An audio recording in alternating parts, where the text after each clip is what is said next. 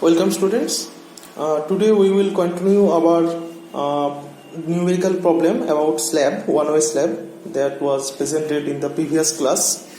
So we have a floor slab of interior room with clear dimension of 3.5 meter into 9 meter, and the slab is resting on 230 millimeter thick masonry wall, and assuming live load is 4 kilonewton per meter square, and dead load due to finish and partition is 1.5 kilonewton per meter square, and we have to use M25 grade of concrete and Fe 415 grade of steel. Okay, so first of all we checked in the previous class that this is our one-way slab, as Lx by Ly is value comes 2.57, which is greater than 2, so this is a one-way slab, right? Now moving to the next step 1. Okay, in step 1 we have to calculate our loads. So calculation of loads and effective span. Okay, now first of all, in case of designing of a one-way slab, we have to assume our effective depth. For this assume, we will use IS 456 clause number 24.1 of IS 456 2000, right? Go through the code for these references. Always use code when you designing a problem. So our assume effective depth, that means small d, is equal to span by 25. Clear? Okay, now what is our span? You can see the dimension of the slab is 3.5 meter into 9 meter. So what dimension should I take? Either it is 3.5 meter or 9 meter. Remember one thing, we have to design a slab against bending moment, right? Maximum bending moment. So remember one thing, maximum bending moment will always occur on the shorter side, right? So this is the shorter dimension. So our span is 3.5 meter, means 3500 millimeter. Okay, so our assume effective depth is comes 140 millimeter. Okay, and we assume 10 millimeter main bar. That means the dimension of the main bar is 10 millimeter in dia. Okay, remember one thing, in case of slab we do not use steel rod greater than 10 millimeter in dia. Always take as 10 millimeter or 8 millimeter. Okay, avoid to use greater than 10 millimeter. So we have to now calculate our overall depth. So overall depth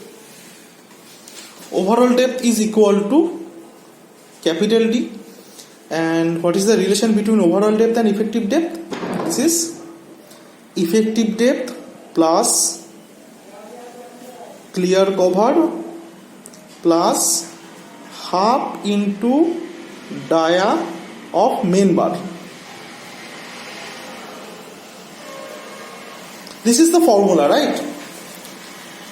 Our effective depth values come 140. What is the clear cover? Clear cover is the distance between the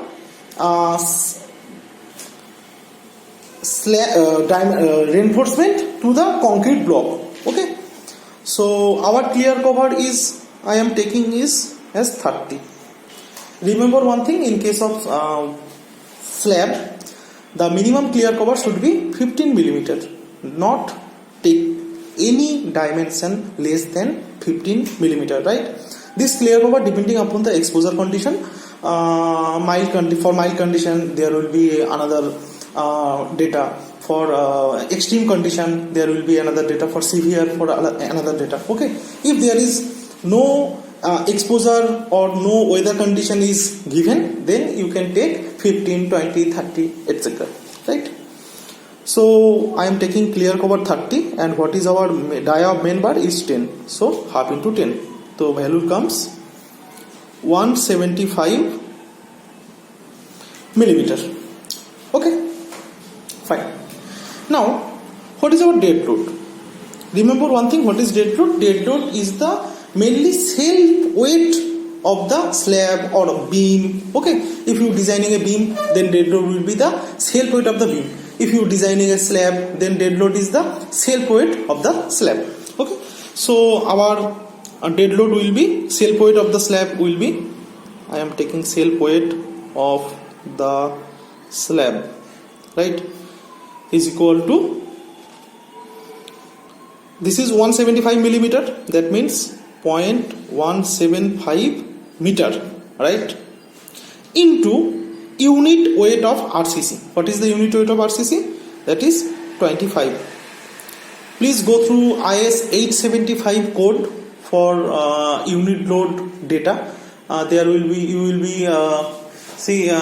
see that there is a 4 part actually, for dead load, for live load, for wind load, and for the combination of dead load, live load, wind load. Okay, so go through the part 1 for the dead load only. You can see that for RCC, the unit load of RCC should be 25 kilonewton per meter cube, and for PCC it is 24 kilonewton per meter cube, right? Remember these things. So our value comes 4.375 kilonewton per meter square. This meter into kilonewton per meter cube, that means comes kilonewton per meter square, right? And in this problem it is given that dead load due to finish means on the slab there can be a plaster, there can be marble, etc. So self weight of marble will be there, self weight of plaster will be there. Okay, and it is given that self weight of the finish is 1.50 kilonewton per meter square. Here it is given that 1.5 kilonewton per meter square, right? Okay, so what is the total dead load? Total dead load comes 5.875 kilonewton per meter square. And what is our live load? Live load is given 4 kilonewton per meter square in the problem. So we have to calculate total factored load. Okay, total factored load. What is total factored load? Total factored load, we can represent this as WU. Okay, and there is a terms that is factored. What is factored? We have to calculate, or we have to multiply a term, that is 1.5. What is the factor of safety for RCC?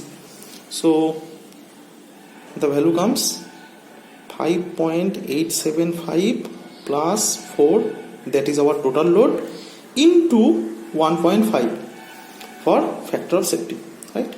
So this value is kilonewton per meter square. So this value is our total factored load after multiplying the 1.5 term. Okay, now so our load calculation is done. Next we have to calculate our effective span.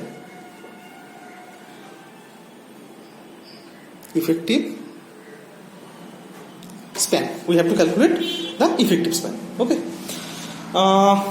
from clause number 22.2 from IS 456 2000, always refer code. When you use code, any clause from the code, always write it down, okay, for the references. And what clause 22.2 says? It says this, that our effective span will be lesser than these two. What is these two? Number one is clear span plus effective depth or center to center distance of supports. Okay, from this we have to take the smaller one. Smaller value we should take. Okay, so clear span plus D means 3.5 meter is our clear span, plus effective depth means 0.14, that is 140 millimeter, that means 0.14 meter comes 3.64 meter, right? And center to center distance of supports means 3.5 clear span plus our bearing. What was our bearing? Our bearing was 230 millimeter, that means 2 into 0.23 divided by 2, right? How it comes, I am showing you.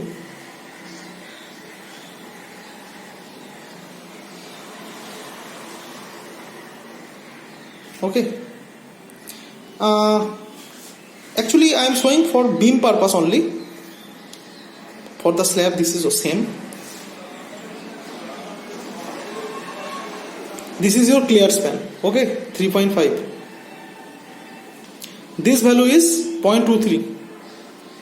So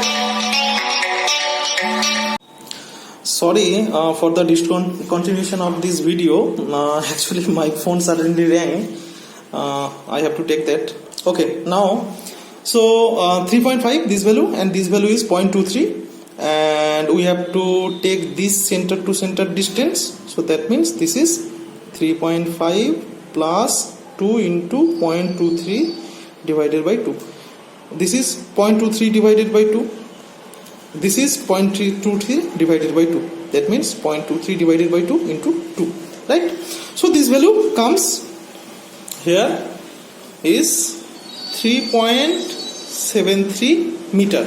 So we have to take lesser of these two. What is lesser of these two? This is 3.64. So our effective span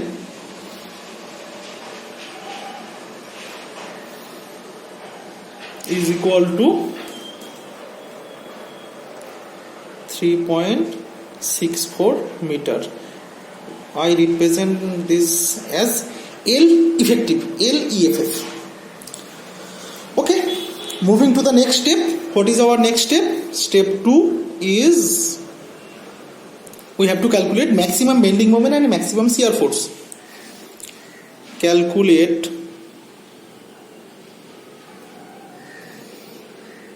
bending moment max and shear force.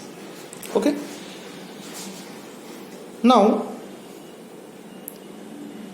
what is our maximum bending moment? We represent as MU. This is okay. First of all, this is a simply supported slab, right? In case of simply supported beam or slab, we know that from strength of material chapter, from shear force and bending moment, the maximum bending moment for a simply supported beam or slab is WL square by 8, right? So WL square by 8. What is our load? Maximum load is how much? This value, factored load 14.82. So 14.82 into L effective is, what is L effective? This one, 3.64 divided by 8. What value comes? 24.54 kilonewton into meter. Remember this unit. Okay, for moment your unit is load into displacement. And what is maximum shear force? We all know that WL by 2. So WL by 2. So 14.82 into 3.64 divided by 2. Value comes 26.97 kilonewton. Okay, so this calculation of maximum bending moment and maximum shear force is done. Moving to the next step, our step 3. Always try to solve stepwise. That will be easy for you for remember the steps and as well as the procedure. So divide it into many steps and continue. So step 3 is check the depth for bending moment. Okay, we assume this is a balanced section. Assuming balanced section. In this step, what we have to do? Actually, we assume first a effective depth. For this effective depth, we calculate our load, our maximum bending moment. Now we have to check if this effective depth values we have to assume is equivalent or it is sufficient or not, right? So mu limiting, that means limiting bending moment, maximum bending moment from code is 0.138 FCK BD square. This is the formula from IS 456 code. Remember one thing, this 0.138 value comes only for in the case of Fe 415 grade of steel. If this value Fe 500, then the values were different. If this value was mild steel, for mild steel Fe 250, then this value will be different. Okay, I am saying that for Fe 415 the value is 0.138 FCK BD square. In case of Fe 500, the value comes 0.133 FCK BD square, and in case of Fe 250, that is mild steel bar, the value comes 0.149 FCK BD square. Remember that, right? In our case, our grade of steel is Fe 415, so we take 0.138 FCK BD square. Our mu limiting value how much? That means our maximum bending moment. Our maximum bending moment is 24.54 kilonewton into meter. So convert it into Newton into millimeter. We can write that 24.54 into 10 to the power 6, as kilonewton to Newton is 10 to the power 3 and meter to millimeter is 10 to the power 3. So we have to multiply 10 to the power 6, right? 0.138 FCK. What is our FCK value? This is M25 grade of steel, a grade of concrete. So our FCK value is 25. And remember one thing, when we design a slab, we take only 1 meter breadth. Okay, so 1 meter means 1000 millimeter. We design per meter run. So that means our B value is 1 meter. That means 1000 millimeter into D square. From here, if we calculate D, our value comes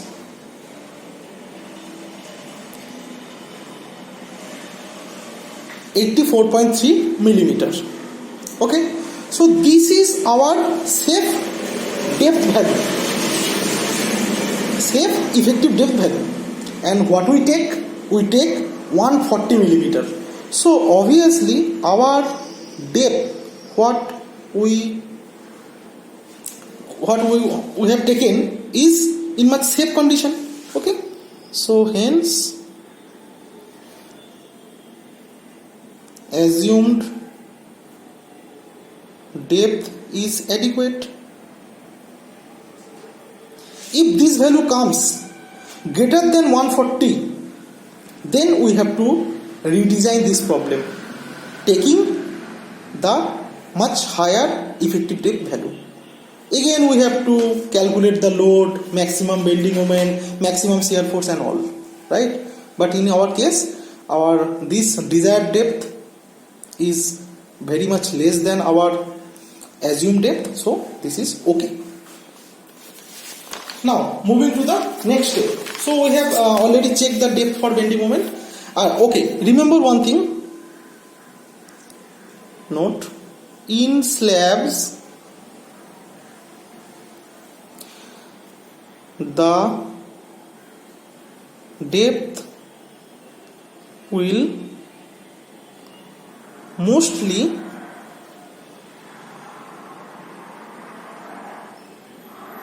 be governed by serviceability limit state criteria. For deflection.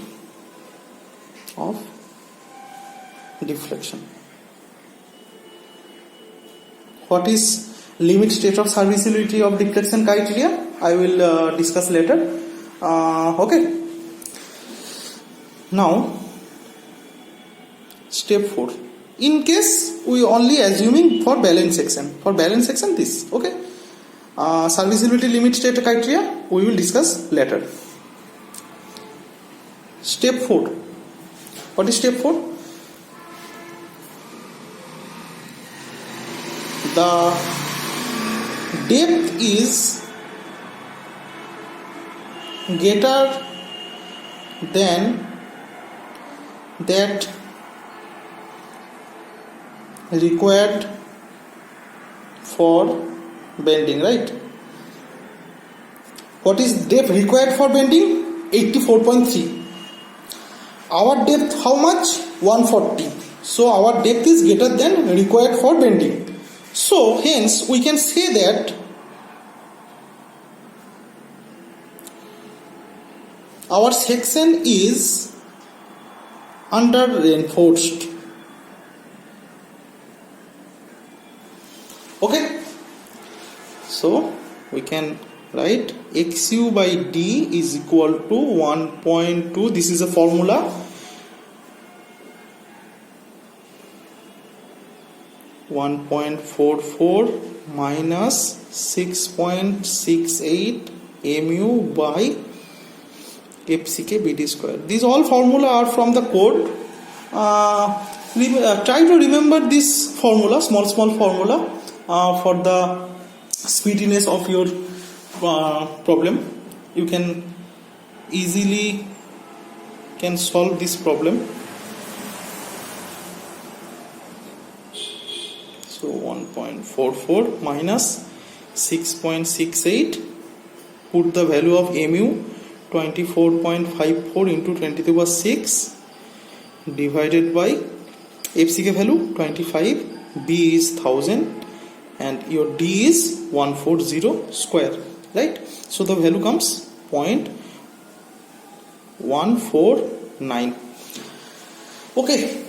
Code says that our XU by D maximum XU by D value is 0.48 and our value comes 0.149. So this is under reinforced and it is checked. Hence under reinforced. In case of under reinforced section, XU by D maximum value comes 0.48. Okay. So in case of M25 grade of concrete, remember one thing, for M25 grade of concrete our value 0.48 maximum XU by D value. In our case our value comes 0.149, so it is under reinforced. Now we have to calculate the lever arm.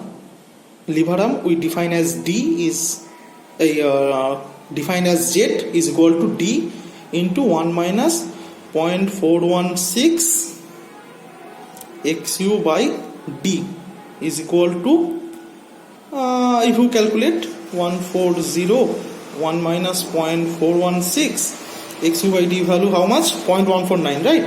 0.149, so 131.3 millimeters. Okay. Now we have to calculate our area of reinforcement. That means AST required. What is the formula? M divided by 0.87 Fy into Z. our M value, that means maximum bending moment is 24.54 into 10 to the power 6 divided by 0.87 into Fy value is 415 into our Z value is 131.3, so the value comes 518 millimeter square. So this much area of reinforcement is our required in this our problem, right? Next, there are various steps, that is we have to find out the spacing, we have to find out our provided area of reinforcement, and we have to calculate the distribution bar spacing, then check for shear, then check for deflection, and okay. So for today's class this is much.